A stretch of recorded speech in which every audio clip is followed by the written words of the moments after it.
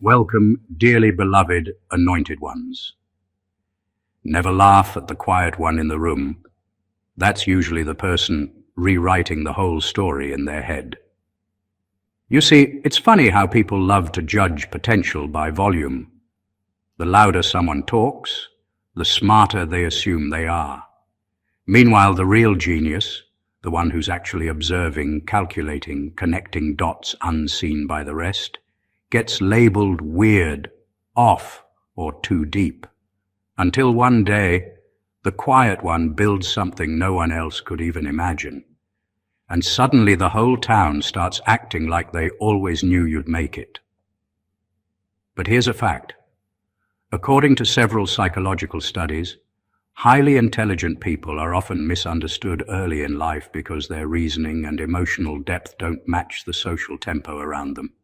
In simple terms, you were never different, you were just decades ahead.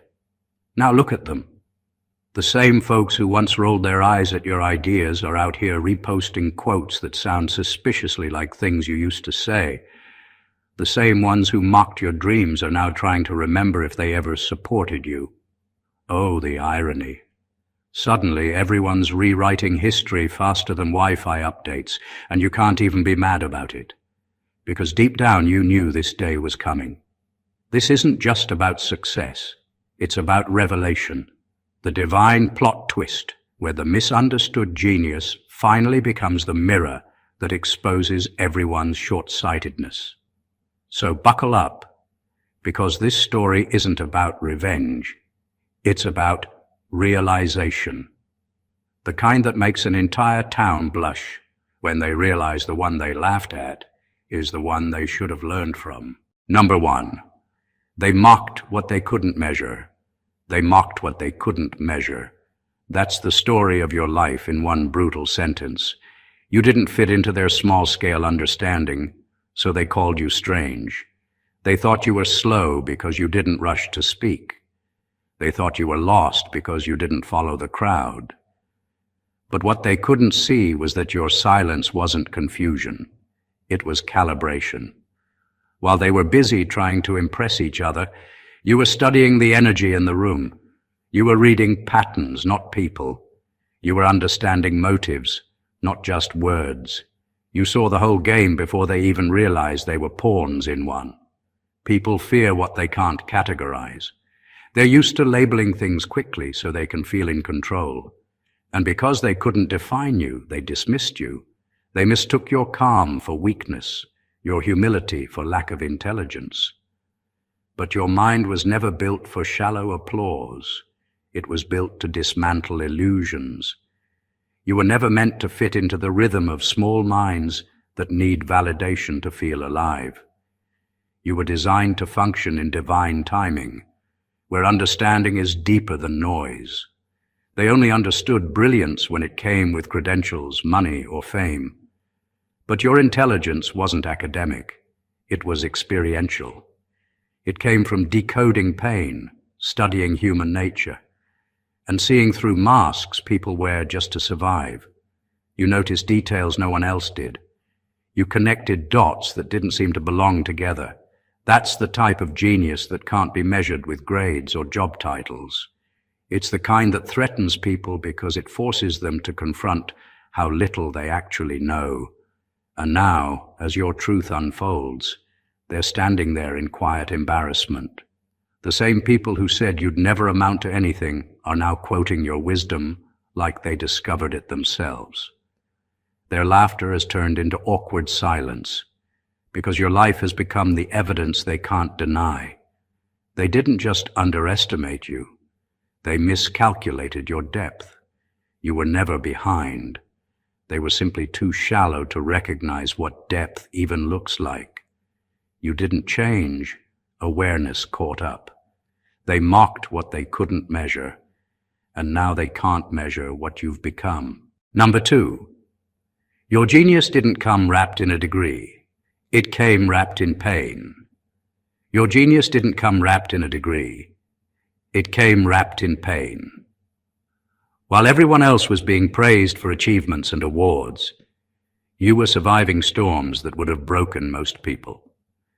Your education didn't come from classrooms or certificates. It came from betrayal, loneliness, and the kind of heartbreak that teaches wisdom no textbook can hold. Every time life pushed you to your breaking point, your mind expanded. You learned to think beyond survival, to question everything, to see meaning where others only saw misery. That's the kind of brilliance that can't be taught. It's earned through endurance. You had to become your own teacher. While others had mentors, you had nights where you sat with your thoughts until they became lessons.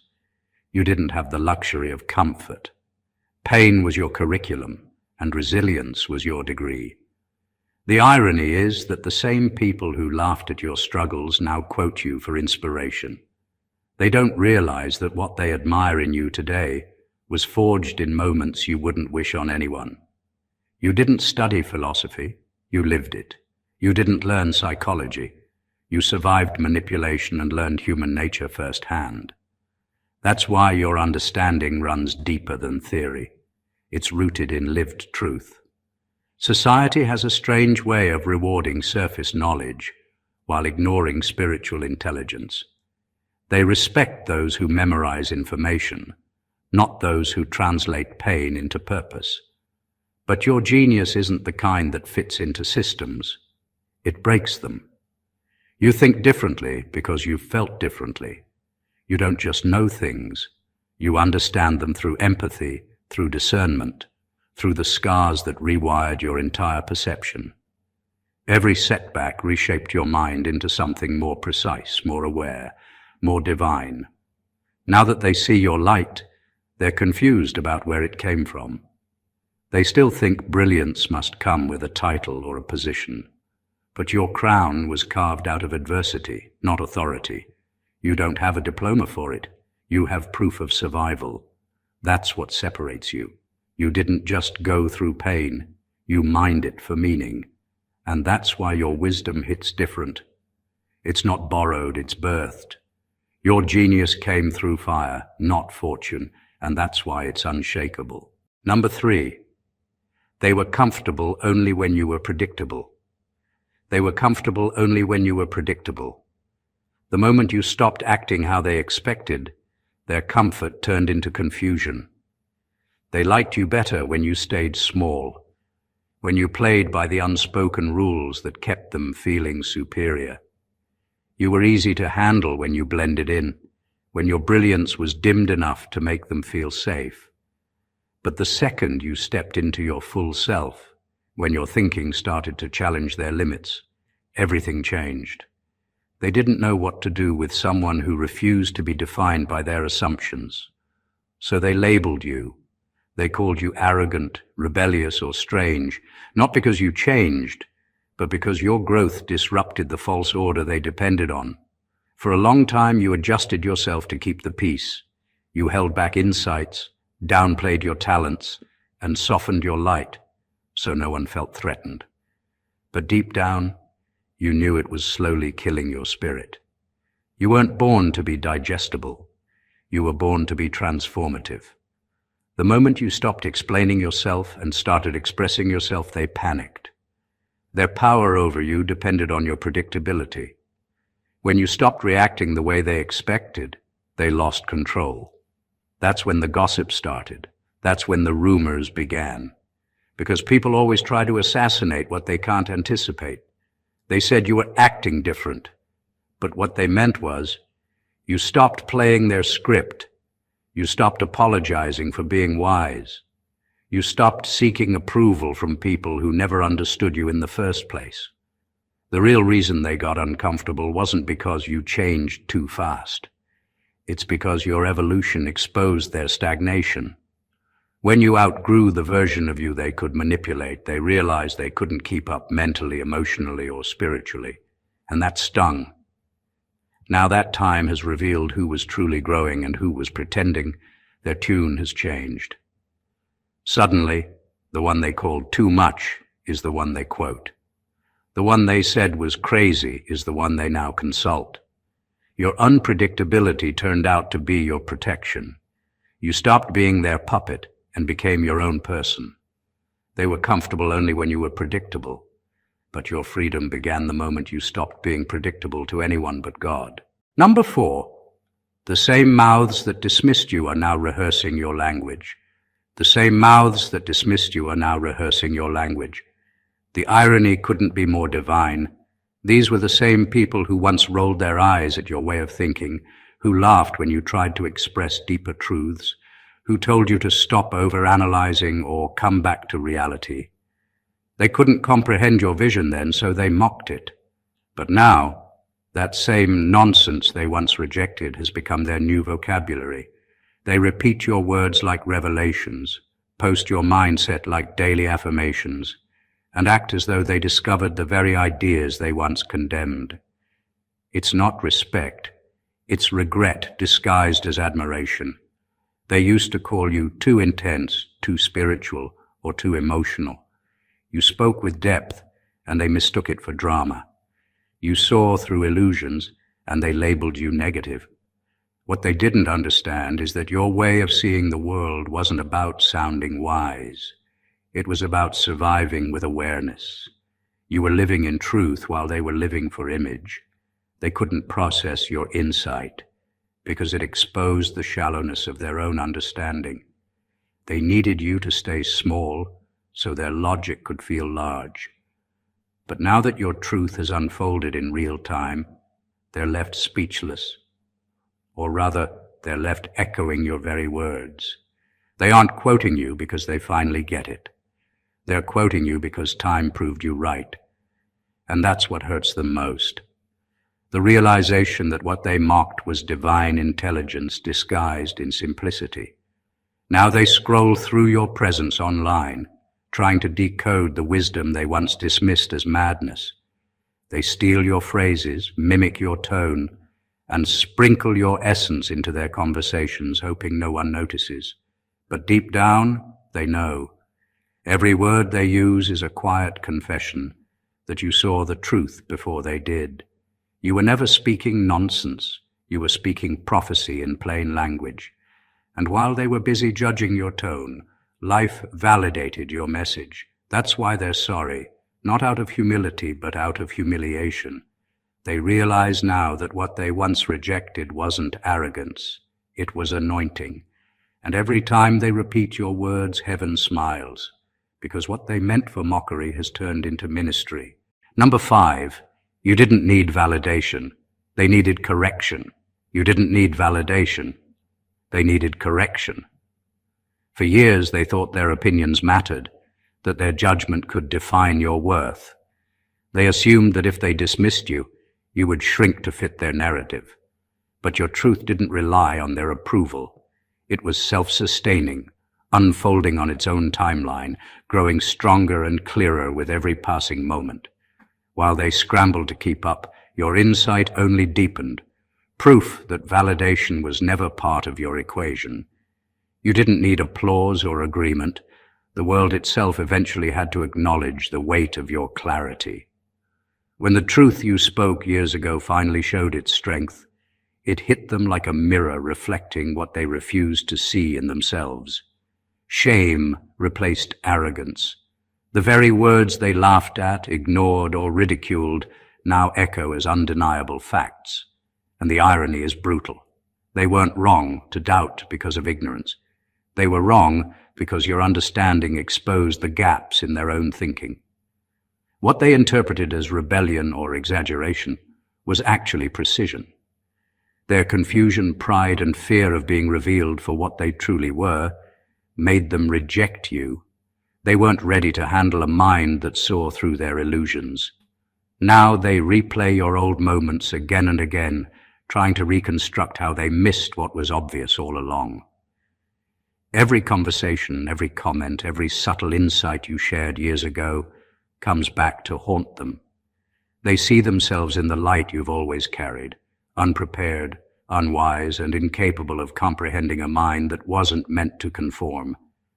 Their rejection wasn't a measure of your worth, but a reflection of their limitations. You didn't need them to change their minds or to confess. Your life and your clarity did it for you. Over time, your words aged like prophecy because truth never loses its power. And as they finally absorb what they once dismissed, their shame is the soundtrack of correction, a correction they needed, but couldn't face until you proved them wrong without even trying.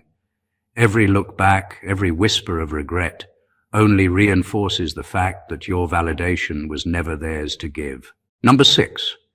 Your mind operated on a frequency. They weren't spiritually tuned to hear. Your mind operated on a frequency they weren't spiritually tuned to hear. You were picking up signals their spirits weren't advanced enough to process. While they were focused on appearances, gossip, and quick conclusions, you were decoding energy, motives, and patterns that went far beyond the surface. You weren't trying to sound deep. You were simply speaking from a place they hadn't yet reached. Your insight came from a higher sensitivity, not intellect alone. It was spiritual intelligence, the kind that doesn't rely on logic, but on discernment. And because they couldn't understand the source, they mocked the sound. They mistook divine frequency for foolishness. They judged your tone because they couldn't handle your transmission. They heard the words, but they missed the message. When you spoke truth, it sounded like nonsense to people whose egos were louder than their spirits.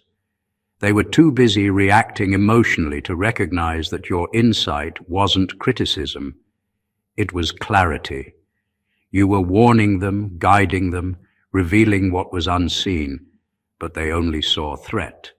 To them, your perception felt invasive because it pierced through masks they thought were impenetrable.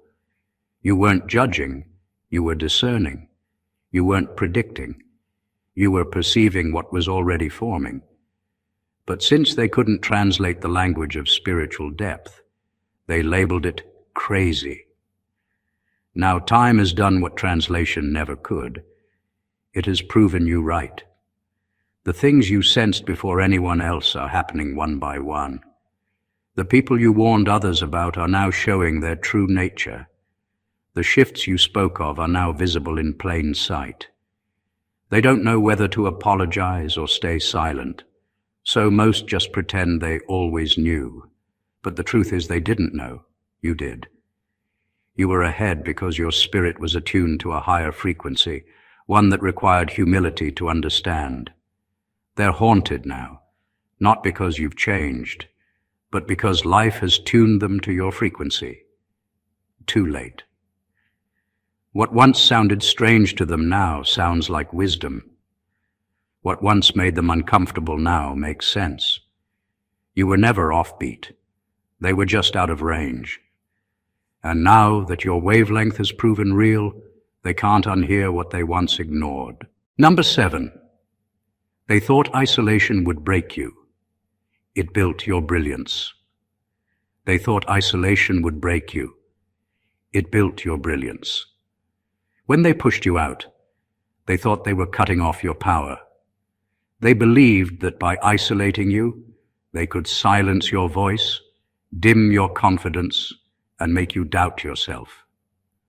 What they didn't realize was that solitude is sacred ground for a chosen one. You didn't crumble in the quiet, you evolved in it. While they were busy trying to erase your name, you were busy rewriting your destiny. Every moment of being overlooked, every season of being misunderstood, became the training ground for the kind of strength that doesn't need an audience to be real. They thought taking people away from you would leave you desperate. But instead of begging for company, you discovered your own company. You learned how to sit with your thoughts until they became revelations. You turned your pain into patterns and your loneliness into language that could speak to the soul. They thought silence would drive you crazy, but all it did was sharpen your mind until it became a weapon against illusion. You started to see through everything, the fake support, the masked intentions, the small-minded chatter. In isolation, your discernment deepened, and your vision became crystal clear. God used what was meant to destroy you as preparation. The silence they gave you wasn't punishment, it was programming. That's where the download happened. That's where your spirit got aligned with divine instruction. While they were talking, you were transforming. They were gossiping, you were growing. They were wasting energy trying to make you invisible, but that invisibility became your shield while your mind upgraded to another level. By the time you reappeared, you weren't the same person they left behind. Your wisdom didn't sound human anymore because it wasn't coming from experience alone. It was coming from revelation. What they meant for isolation, God used for initiation. You were being initiated into a level of brilliance that requires stillness to access. They thought solitude would destroy your spark, but it became the fire that refined it. You walked out of isolation carrying insight that can't be taught, only birthed in silence. They thought they buried you, but you were actually being built. Number 8. They measured you by popularity instead of prophecy. They measured you by popularity instead of prophecy. They were so conditioned to believe that truth only matters when it's trending that they couldn't see the power in your quiet influence. The world has trained people to trust the crowd, not the calling. If something doesn't come with followers, fame, or noise, people assume it has no value. That's why they overlooked you, not because you lacked substance, but because your message wasn't wrapped in spectacle. They wanted numbers before they would believe in your mind. They wanted validation from the majority before giving credit to your vision. But what they didn't realize was that divine truth doesn't need marketing. It reveals itself over time. Chosen ones are not designed to trend. They are designed to transform. You were never meant to entertain the masses. You were meant to awaken them. But awakening rarely makes you popular at first, because people don't like to be exposed to what they've been avoiding. Your insight didn't feed their comfort. It confronted it. You didn't say what sounded nice. You said what was necessary. And that's why they resisted you. They didn't reject your message because it was wrong. They rejected it because it was right too soon. They couldn't digest a level of truth that required them to evolve. You weren't made to fit the algorithm of public approval. Your words weren't meant for clicks. They were meant for correction. And correction never goes viral until people finally feel the consequences of ignoring it.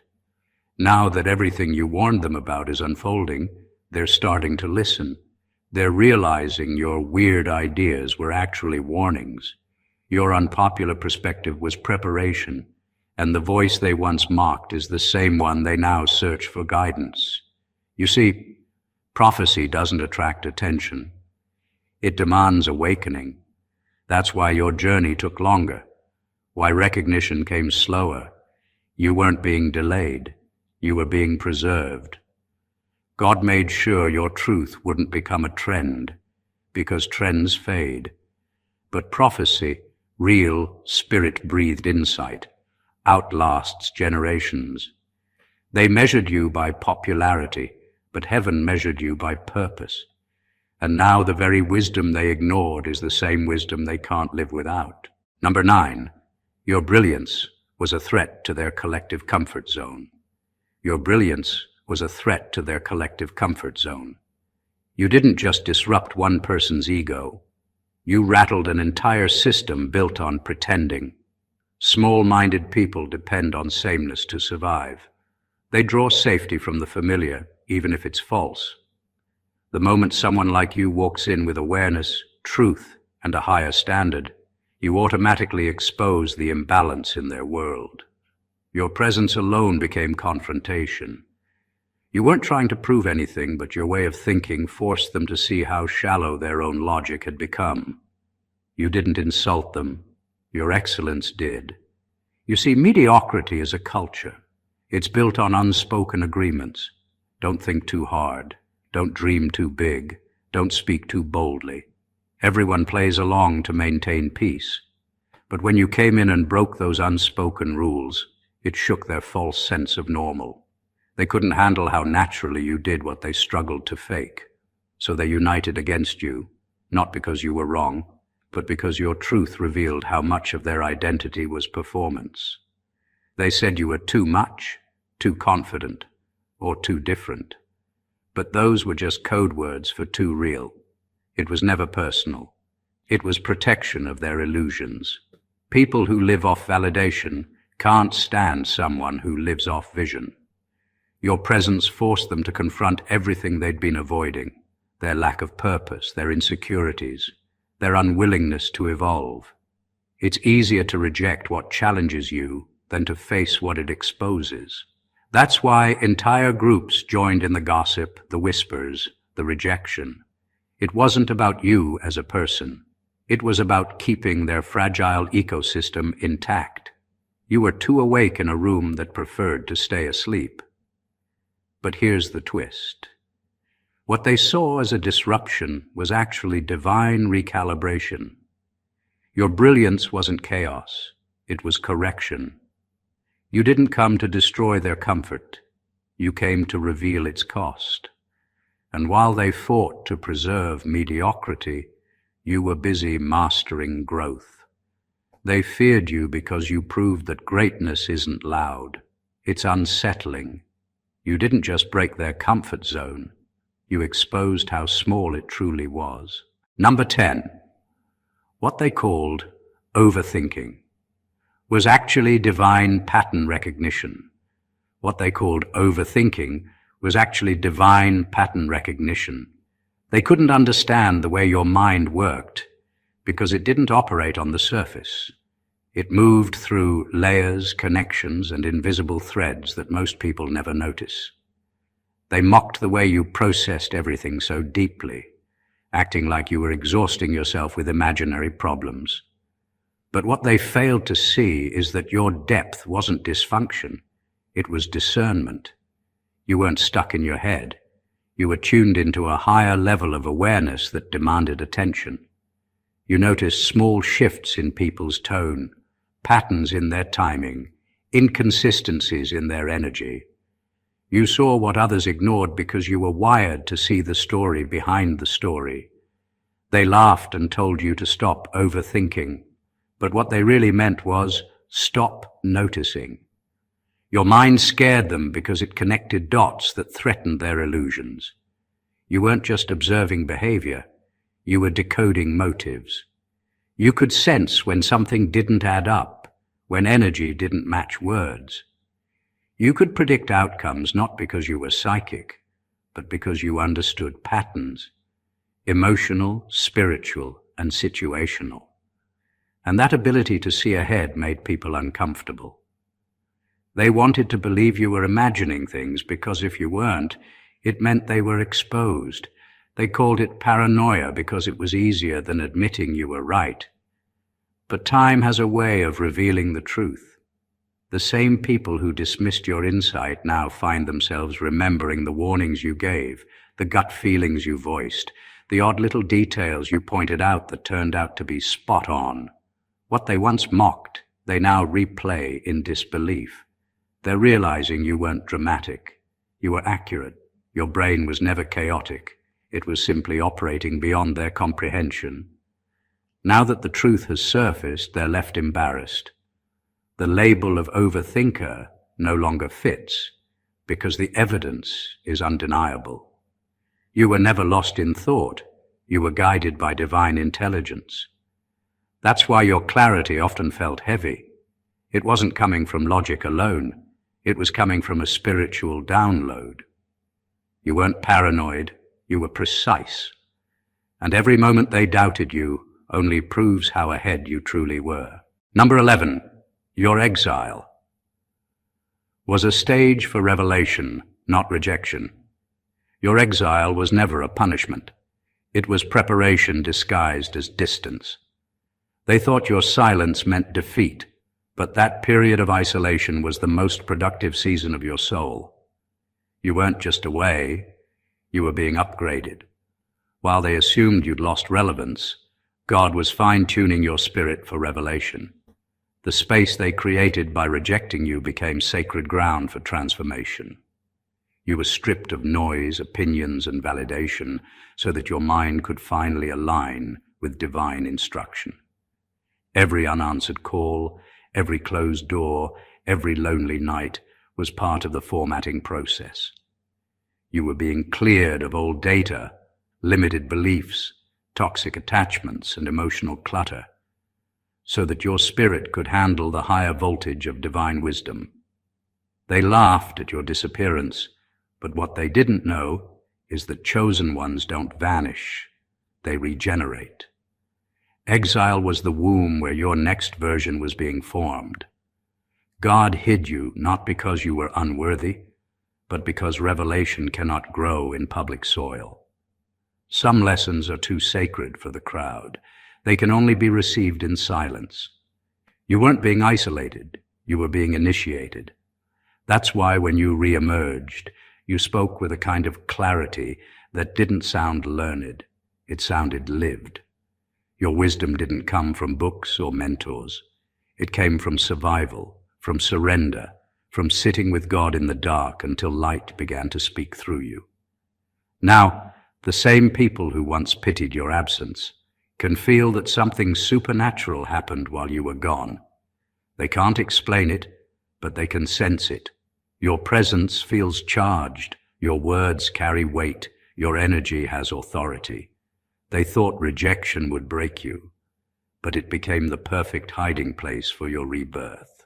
You were never behind. You were being concealed until your frequency was too refined to be misunderstood. Your exile wasn't the end of your story. It was the divine pause before revelation. And when you returned, you didn't come back to prove them wrong. You came back carrying something they can't intellectualize. Wisdom that wasn't taught. It was downloaded directly from the source. Number 12. Their apologies are not from conviction, but from exposure. Their apologies came late, not because their hearts evolved, but because the truth could no longer be hidden. When you were unseen, your genius was a joke. But the moment the world began to recognize you, those same people scrambled to rewrite history.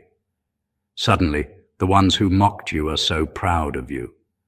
The ones who dismissed you are telling stories of how they always knew you'd make it. But beneath those smiles is the sour taste of exposure. They're not repenting, they're reacting to the loss of control. They can't stand that your light revealed how blind they were. Their apologies sound polished, but they're hollow. You can hear it in their tone. It's not sorrow, it's strategy. Because genuine remorse changes behavior, but their behavior hasn't changed. Only the audience has. They don't regret mistreating you. They regret that others can now see it. Their shame didn't come from revelation, it came from reputation. It's the kind of guilt that appears when public opinion shifts and hypocrisy becomes traceable. The very people who swore you were delusional are now curating ways to be connected to your success. It's not humility, it's damage control. And that's the twisted brilliance of divine justice. It exposes hearts without you ever needing revenge. You didn't have to announce your worth. The results did. God used your growth as a mirror, and now they can't unsee their reflection. The truth is, they always knew you were different. They just couldn't afford to admit it when everyone else agreed to doubt you. Now that your light is undeniable, they're forced to face what they suppressed. They mistook holiness for arrogance and authenticity for rebellion. Their apologies are not born from conviction, but from exposure. And that's fine, because you never needed their validation to begin with. You were built in silence, vindicated in truth, and elevated without their permission. Let them perform repentance while you perform purpose. Time has already rendered its verdict, and it's poetic. What they refused to acknowledge privately, life made them bow to publicly. Number 13. You became the proof. That genius is not always recognized. It's revealed in time. You became the living proof that genius doesn't need applause to exist. It simply waits for time to catch up. When they couldn't categorize you, they called you crazy. When they couldn't understand you, they called you lost. But the truth is, you were never behind. You were ahead.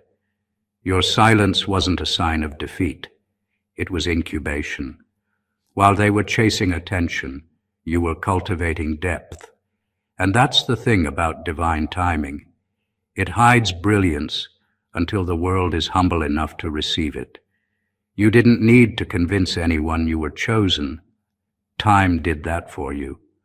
What they mocked as failure was really the forming of something they couldn't fathom.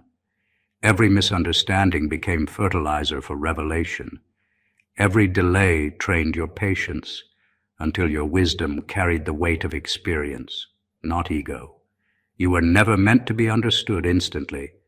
Chosen ones rarely are.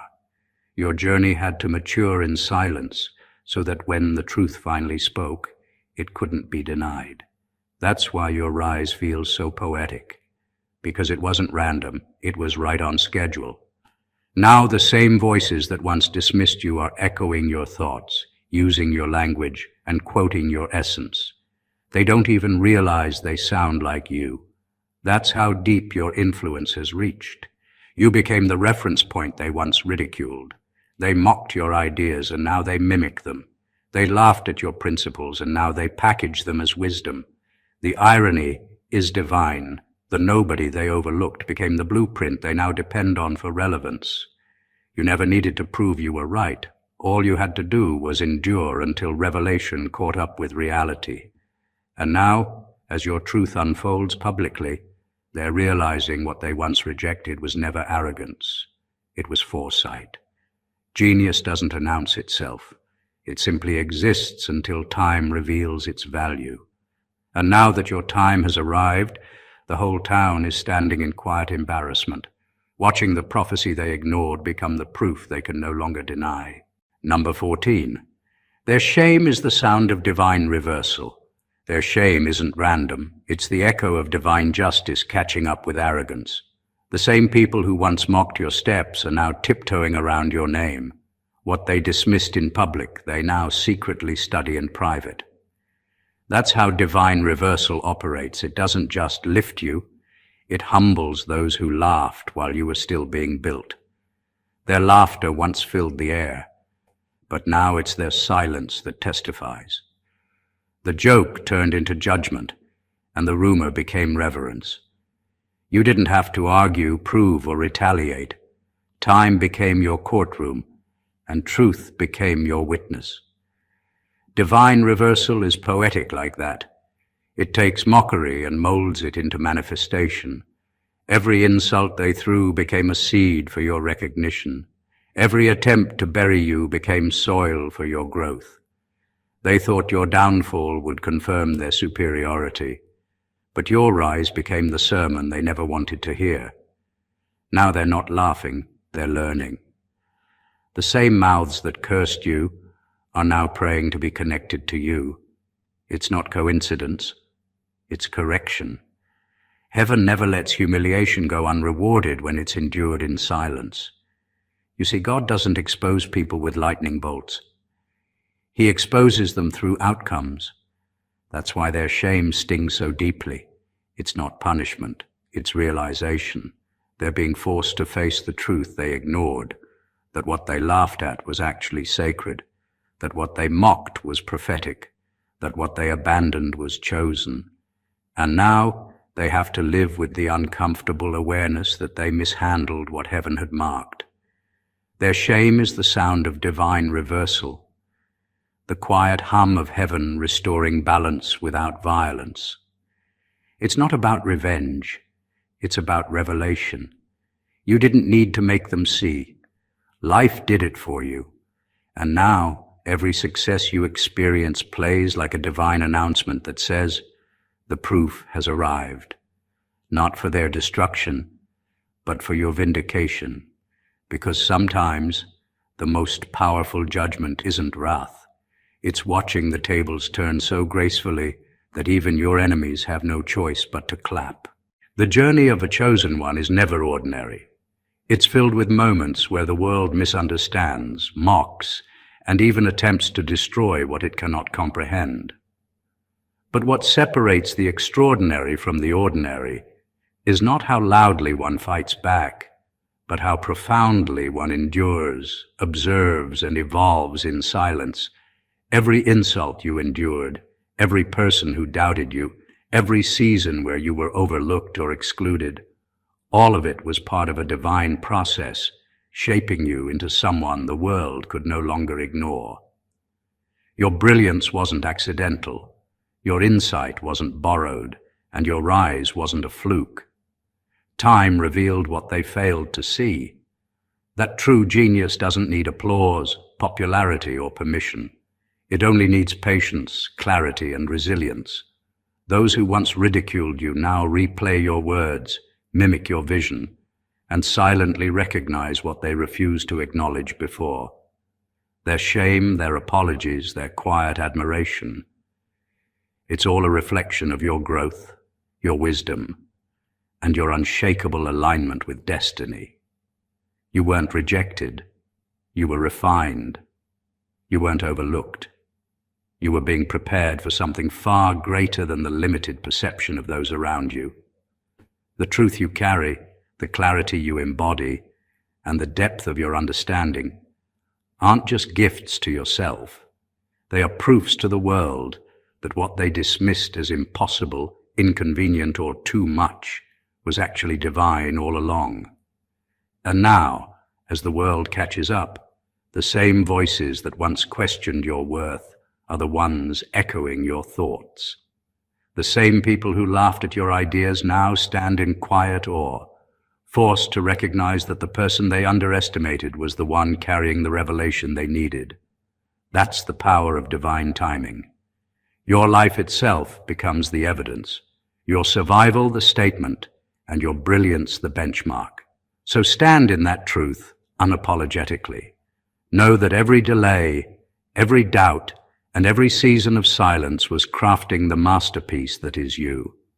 Your story isn't just about proving them wrong. It's about awakening them to the reality they once ignored. The proof has arrived, and it will continue to speak louder than anything they could ever say. If this message resonated with you, make sure to subscribe to the channel to stay connected to more truths like this. Like this video, if it opened your eyes, comment below to share your own journey, and share it with someone who needs to hear that their brilliance can't be hidden. Every view, every share, every interaction helps amplify the voices of those who are destined to rise above the misunderstanding of the world. Your recognition is your power. Let it inspire others to step into theirs. God bless you.